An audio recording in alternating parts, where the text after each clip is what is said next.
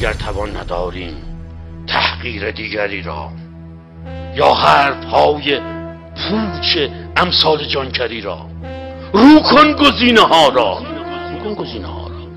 ما تشنه جهاد. در برابر نیروی زرهی دشمن اگر قدرت مذاکره نداشته باشه، شما باید از قدرت دیپلماسی استفاده کنی، از قدرت نظامی استفاده کنی. میبازی. چرا بی‌انصافا؟ چرا خائنا؟ چرا نامردها؟ شما این قصه رو در قصه مذاکرات کشوندید توی این دولت، به رهبر تحمیل کردید.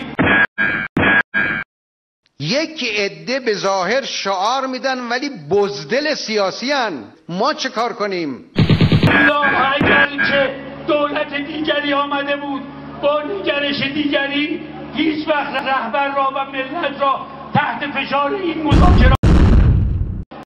ما چه کار کنیم؟ هر وقت میخواد مذاکره بشه یه عده میگن ما داریم میلرزیم. خب جهنم برید یه جای گرم پیدا کنید برای خودتون. چه بکنیم که از درون داریم میخوریم؟ اگه شما نبودید، اگر شما کوتاهی نمیکردید، چه کار کنیم ما؟ خداوند شما رو ترسو و لرزان آفریده. ما چه کار کنیم؟ ما متاسفیم به خاطر همه موانعی که شما ایجاد کردید. یه بار زده بودی دیگه از این غلطا نمی‌کردی.